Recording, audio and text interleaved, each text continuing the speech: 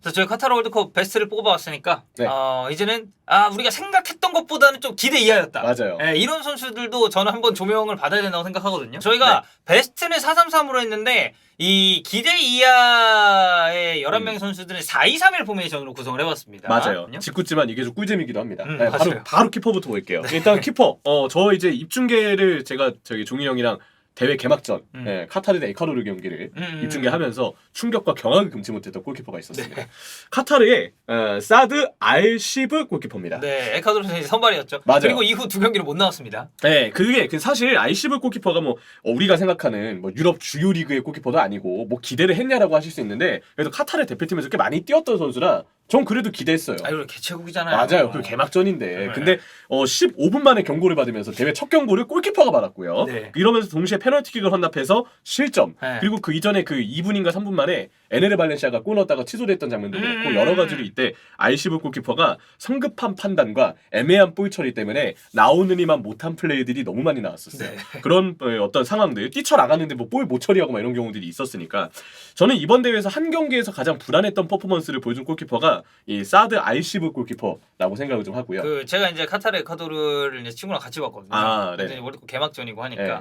그래서 이제 그때 이제 막 그런 얘기를 했습니다. 에콰도르 좋은 팀이다. 근데 카타르도 내가 평가전 볼 때는 사실 조직력이 좀 눈 뜨고 못 볼 수준이었는데 네. 그래도 월드컵이고 개막전 아니냐? 그러면서 달라지지 않겠냐? 그러면 그 전보다는 달라졌을 것이다라고 생각을 했는데 제 친구가 이제 골키퍼 보고 저 골키퍼 혹시 작년부터 축구 시작했냐 이런 얘기를 할 정도였어요. 그럼 그냥 불안했다는 얘기입니다. 그만큼. 맞아요. 근데 아시아 대회 보신 분들 알겠지만 되게 익숙한 골키퍼거든요. 네, 맞아요. 그래서 A매치 81경기를 뛰었던 알시브는 이후 2, 3차전에서 몇 살 바르샴에게 밀렸습니다. 밀렸죠. 그래서 2, 3경기는 다른 골키퍼가 나왔습니다. 맞아요. 어쨌든 카타르의 알시브를 꼽았고 2회 자원의 카타르 선수는 없습니다. 왜냐? 기대 이하라기에는 기대조차 못했기 때문에. 사실 뭐 아크람 아피프 같은 선수들이 이제 네. 팀의 에이스다라고 이제 얘기를 했었는데 뭐 사실 아래쪽부터 뭐가 되질 않으니까 아피프는 나름 노력했다고 봐요. 진짜 저는 할 만큼 했다고 봐요. 아피프는 할 만큼 했다. 나머지 자원들은 좀 문제가 됐던 카타르가 되겠습니다. 일단 알시브 골키퍼 왔고요. 오른쪽 측면 수비수는 벤자민 파바르를 뽑았습니다. 파바르. 왜냐면 지난 월드컵 때 파바르의 임팩트를 생각하시면 아르헨티나전의 그 원더골 데시안 감독이 생각했던 오른쪽 풀백의 적임자 파바르였거든요. 이번 대회 스탯을 보면 1차전 호주전에 선발로 나와서 시작하자마자 구딘 선수를 놓치면서 선제 실점의 빌미가 됩니다. 그리고 2차전부터 쿤데에게 밀려서 주전에 뺏기고요. 3차전 튀니지전은 프랑스에게 큰 의미가 있는 경기가 아니었잖아요. 그러면 주전 이외에 나름 후보 선수들이 꼽힐만 했고 그러면 이제 주전이 그때 2차전부터 쿤데로 올라왔으니까 파바르가 3차전에 기회를 받지 않을까 했는데 디사시에게 밀리면서 아예 출전조차 못 못했습니다. 나왔죠. 그리고 이후에 토너먼트에서 단 1분조차 뛰지 못하면서 호주전 이외에는 아예 출전조차 하지 못했어요. 그러니까 그러니까 저희가 지금 선정을 하는 게 어쨌든 기대 이하였던 선수들이기 때문에 파바르에게 품었었던 그런 기대감이 결국에는 나타나지 못했다. 맞아요. 네. 물론 이제 그 생각을 하실 수는 있어요. 바이언 팬분들은 기대부터 한 게 잘못이다.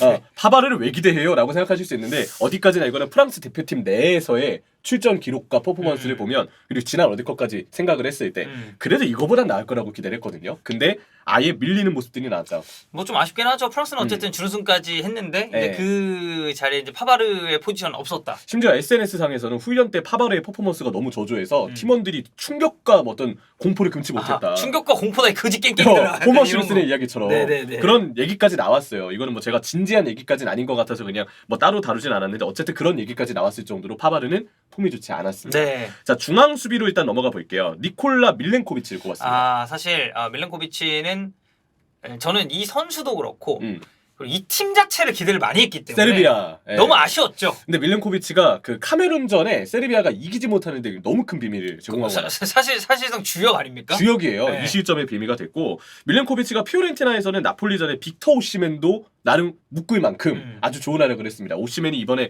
세리아에서 오시멘 막는 수비수 꼽기 힘들거든요. 폼이 좋으니까. 근데 밀렌코비치는 그때 막았어요. 근데 월드컵에서는 일단 브라질전 네이마르에게 너무 깊은 태클이 들어와서 그래서 네이마르가 이제 이후에 조별리그를 좀 소화하는데 문제를 겪었죠. 그런 태클도 문제가 됐고 카메룬전에 위치 선정이 너무 안 좋아서 수비 라인이 다 깨지고 최종적으로 이 실점에 빌미를 제공했습니다. 솔직히 만약에 그 마지막 경기가 그 스위스와 경기가 되게 어떻게 보면 좀 명승부였잖아요. 맞아, 재밌었어요. 네, 굉장히 재밌는 매치였는데 카메룬전을 세르비아가 이기고 시작했다면 저는 16강 진출팀은 달라졌을 수 있다고 봅니다. 충분히 그랬죠. 그렇기 때문에 밀렌코비치는 여기 진짜 기대 이하. 혹시 좀 가혹하게 워스트를 선정하나 그러면 저 워스트에도 들어갈 선수라고 생각합니다. 자 그리고 다음 오스카르 두아르테. 오스카르 두아르테. 뭐 사실 코스타리카가 스페인한테 7실점을 기록을 네. 했기 때문에 책임을 피하지 못합니다. 맞아요. 제가 볼 때 나바스 두아르테 중에 한 명은 여기 들어가야 된다고 봐요. 그래서 두아르테를 꼽았고 벨기에, 브리에, 스페인, 에스파뇰, 레반테 등 유럽 경험이 많은 수비수인데 근데 이번 대회에서 페널티킥 허용도 했고 공중볼 불안 등 여러 차례 수비에서의 문제점을 드러냈습니다. 이 선수가 이제 레반테에서도 그렇고 좀 종종 올라가서 공격적인 관여를 할 때 패스 능력이 괜찮아서 전진 능력을 보여줄 때가 있거든요. 근데 이번 대회에서 코스타리카의 전력은 올라가는 상황 자체를 상상하기가 힘들었어요. 네, 사실 일본 잡은 거 말고 이번 코스타리카가 보여준 게 많이 없어서. 맞아요. 물론 독일전 막판에 이제 순간적으로 일정 시간대에는 일본과 코스타리카의 진출 시나리오가 그려지기도 했었는데. 그 재밌는 상황들이 있긴 했지만 네. 이거 결과적으로 전력이 너무 미미하다라는 그쵸. 걸 좀 보여주고 말았어요. 보여준 거는 이제 나바스의 그 염색한 머리와 네 맞아요. 나바스 현지 팬들이 보기에도 추면 닮았다. 네. 그거 말고는 뭐 없었다고 생각을 합니다. 맞습니다. 그래서 오스카르 두아르테는 레반테에서도 좀 올라가서 뭔가 수비할 때나 빌드업을 할 때 괜찮고 내려섰을 때는 수비력에 의문부가 좀 붙는 선수였는데 이번에도 그랬다. 네. 네, 불안점을 좀 보여주고 말았어요. 코스타리카도 그렇고 세르비아도 그렇고 전체적으로 수비진 자체의 퍼포먼스가 네. 저조했죠 이번 대회. 그리고 이제 다음입니다. 왼쪽 풀백. 제가 생각하는 이번 대회 가장 큰 다크호스이자 분명 잘할 거라 생각했던 팀인데 굴욕적으로 모두 예측이 빗나간 국가 덴마크. 네, 왼쪽 풀백 요아킴 멜레 선수 꼽았습니다. 멜레 선수가 유로 2020때 엄청난 퍼포먼스를 보여줬어요. 그렇죠. 뭐 멜레, 뭐 메흐르레, 맞아요. 뭐 이렇게 약간 표기에 따라서 이름이 네. 다르긴 한데. 그때 진짜 중앙으로 들어오는 반대발 윙백의 플레이를 왼쪽에서 그대로 보여줘서 덴마크의 돌풍에 큰 이 견인을 했거든요. 근데 그동안 아탈란타에서 폼이 매우 많이 떨어져서 네, 요즘에는 아탈란타에서 볼 잡는 것 자체만으로 욕먹는 선수가 대표적으로 멜레 선수가 되겠습니다. 근데 이게 결국 대표팀에서도 이어지고 말았고요. 역발 윙백인데 연계 타이밍을 놓치고 크로스 다 빗나가고 그 덴마크가 되게 이번에 절박할 때가 많았잖아요. 왼쪽으로 볼 줄 때 야 크로스 하나 올라오면 된다 하는데 멜레가 터치라인으로 걷어내는 아주 경악을 금치 못하는 크로스들을 좀 보내줬어요. 그리고 여기에 더해서 투박해서 실수도 많고 폭을 벌리지도 못하잖아요. 이 반대발 임팩이기 때문에 측면에서 폭을 벌리지도 못하는데 막상 중앙으로 침투해도 터치 실수 나오고 연계 미스 나오고 크로스 슈팅 미스 나오고 슈팅을 때리긴 때리는데 하나같이 다 빗나가더라고요. 이런 어이없는 플레이들까지 덴마크에 있어서 찬물을 좀 끼얹은 선수가 좀 멜레라고 생각을 합니다. 자 그리고 페데리코 발베르데도 꼽았습니다. 발베르데는 기대 이하에 무조건 들어갈 만하죠. 맞아요. 대회 전에 기대가 너무 엄청났기 때문에. 너무 컸죠. 뭐 발베르데 혼자 뭐 포르투갈, 뭐 가나, 대한민국, 뭐 중원 뭐 다 찢고 다닌다 뭐 이런 얘기가 있을 정도였으니까. 근데 이제 레알에서의 폼을 보면 그럴만했어요. 그럴만했죠. 예. 당연히 부합하는 예상을 받았던 선수인데 문제는 우루과이의 중원은 레알의 중원과 달랐다는 거죠. 다르죠. 발베르데가 맡는 역할도 달랐습니다. 레알에서는 조금 더 동료들의 지원을 받으면서 위쪽에서 발베르데가 공격적으로나 약간 위쪽 지역에서 보여줄 수 있는 집중적인 퍼포먼스가 나왔다고 한다면 우루과이에서는 발베르데가 더 내려와서 빌드업과 수비에 관여해야 되고 이거 자체가 리스크인 거죠. 어떤 의미에서 보면 오히려 벤탄쿠르의 보조자 역할을 해야 되는 상황이 많았어요. 그러다 보니까 오히려 발베르데가 주역이 되기보다는 보조자, 좀 아래로 내려와서 희생을 해야 되는 상황에 놓이다 보니까 발베르데가 그 이상으로 뭔가를 보여주기에 역할 자체에 한계가 있었다고 생각을 합니다. 소신 발언 하나 하자면 이번 대회에서 발베르데가 가장 딱 한눈에 들어왔었던 장면은 그겁니다. 그 이강인 그 태클하고 나서 그 바모스 했던 거. 바모스 했던 거. 근데 결과적으로 우루과이 떨어졌죠. 그렇죠. 그렇기 때문에 우리한테 뭐 좋은 일이고 이재동 선수가 또 발베르데를 잘 맡기도 했었죠. 맞아요. 그런 부분들까지 발베르데의 기대 이하의 퍼포먼스를 보여줬습니다. 다음 선수는 마찬가지로 벨기에 대표팀의 기대 이하의 선수 케빈 데브라이너. 데브라이너. 사실 벨기에 대표팀 자체가 좀 기대 이하였죠. 아유 팀 자체가 더 엉망이죠. 데브라이너 부진은 사실 팀의 책임도 크다고 봅니다. 맞아요. 지금 프리미어리그 도움 1위입니다. 14경기 9도움. 지금 굉장히 압도적인 퍼포먼스를 보여주고 있는데 근데 그런 선수라기에는 아쉬웠던 영향력을 보여줬죠. 특히 이제 팀도 팀이지만 데브라이너도 미스가 너무 많았는데 1차전 캐나다전과 2차전 모로코전에 볼도 많이 뺏기고 미스도 많고 여러모로 실수가 좀 있었어요. 그리고 전술 문제 때문에 데브라이너가 중앙의 자리를 잡아도 아예 그냥 중앙에 볼 순환이 안 돼서 위치를 잡아도 볼이 안 오는 경우들도 허다했습니다. 이런 걸 보면 데브라이너에게는 그렇게 좋은 월드컵은 아니었다. 오히려 좀 아쉬운 대회였다고 생각을 해요. 월드컵 이전의 평가전이나 이제 벨기에도 네이션스리그를 했기 때문에 그 단계를 쭉 보면은 사실 저는 데브라이너밖에 안 보였거든요.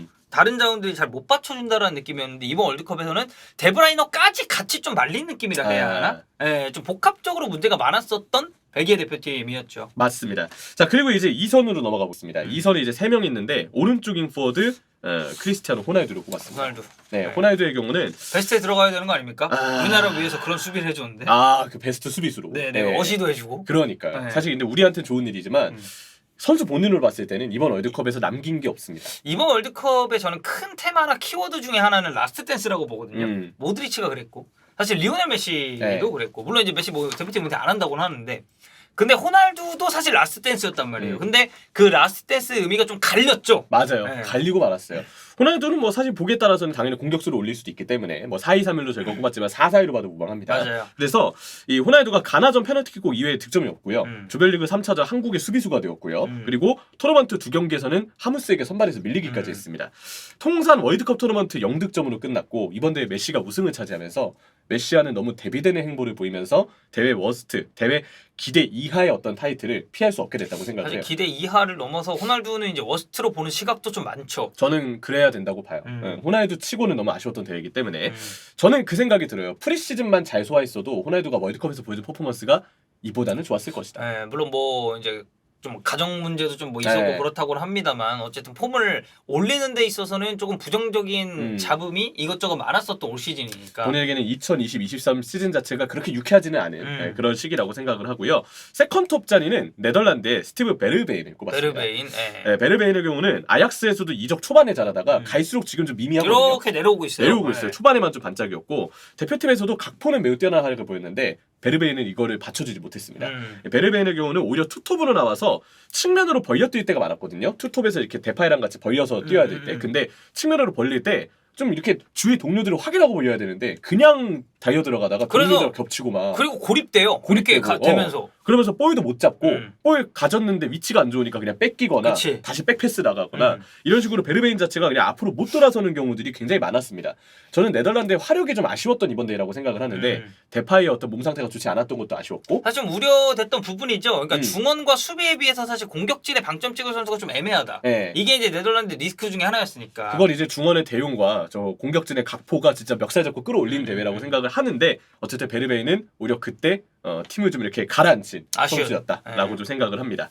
그리고 이제 왼쪽 윙인데요. 저는 제 월드컵 중계 데뷔 경기가 미국 대 웨일스였어요. 그렇죠. 그리고 그때 웨일스의 국가 연주와 팬들이 이렇게 우렁차게 국가를 막 이렇게 부르는 걸 보면서 와 그때 소름 돋았어요. 그리고 막 그 팬들 울고 막 그랬어. 그러니까 이게 64년 만인가 그 월드컵이니까 다들 울면서 얼굴 빨개지도록 그걸 부르는데 이게 월드컵이구나. 이게 진짜 너무 인상 깊었거든요. 근데 베일의 경기력은 인상 깊지 못했습니다. 사실 뭐 저도 이제 웨일스와 이란의 경기를 중계하는 입장으로서 굉장히 좀 실망스러운 퍼포먼스가 아니었나. 가레스 베일 어쨌든 이 진짜 기다렸던 라이언 긱스와 같은 엄청 위대한 레전드들도 밟아보지 못했던 웨일스의 월드컵 땅을 밟아봤잖아요. 뭔가 나올 거라 생각을 했는데 나오지 않았죠. 딱 하나 나온 게 1차전 미국전에도 내내 부진하고 볼도 많이 뺏기다가 페널티킥을 본인이 얻었어요. 그래서 그걸 성공하면서 웨일스 대표팀의 정말 오랜만에 월드컵 골의 득점자가 가레스 베일이 되긴 했습니다. 문제는 그 장면 외에는 보여준 게 이번 대회에서 없다는 거예요. 아예 없어요.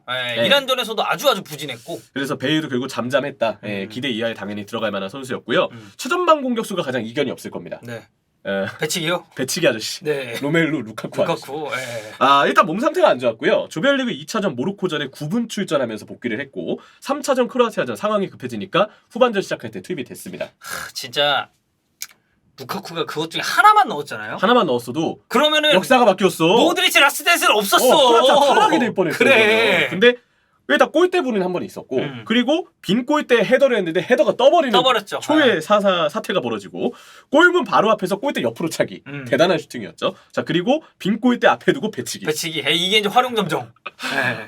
참 진짜 운이 없어도 이렇게 없을 수가 있구나. 이 경기를 또 이제 김수빈을 비롯해서 또 이제 우리 이스타팀 멤버가 직관을 했죠. 근데 루카쿠 진짜 경악을 금치 못한 플레이였고 경기 끝나고 루카쿠가 너무 화가 나가지고 그때 그 기물 파손을 했잖아요. 벤치 옆에 그 아크릴 파는 거 그거 부셨어. 좋은 행동은 아니지만 근데 사실 심정적으로 이해가 좀 가는 부분도 있어요. 얼마나 진짜 화가 날까 이 생각이 좀 들고 이 경기 이겼으면 벨기에는 크로아티아를 탈락시키고 2위로 16강에 진출할 수 있었습니다. 여러모로 루카쿠한테는 너무 불운한 대회였다고 생각을 하고 부진한 대회였다고 생각을 합니다. 감독은요. 저는 이제 사실 유명한 감독들이 있잖아요. 당연히 막 마게맨, 로베르토 마르티네스 생각도 하실 거고 뭐 세르비아의 스토이코비치 감독도 생각을 하실 거고 한지 플릭도 있고 폴란드의 미우네비치 감독도 있을 텐데 저는 근데 오히려 이 감독을 좀 꼽아보고 싶어요. 멕시코의 헤라르드 마르티노 감독입니다. 이제 멕시코를 굉장히 이제 그 16강 진출을 또 이제 실패를 했기 때문에 맞아요. 저는 오히려 멕시코의 경우가 가장 불운함도 적었고 그냥 실력으로 밀린 이번 대회였다고 생각을 하거든요. 그래서 마르티노 감독을 꼽았는데 멕시코가 본인들이 본선에 올랐던 대회 기준으로는 8번 연속으로 16강에 진출했고요. 그쵸. 그리고 월드컵 자체로는 왜냐면 90년 이탈리아에서는 본선 진출에 실패했기 때문에 탈락했기 때문에 월드컵 자체로는 7회 연속 16강에 진출했던 국가였어요. 그러니까 나왔다 하면 16강 가는 팀이 모로코예요. 네, 멕시코. 모로코란다. 멕시코. 네. 그래서 멕시코.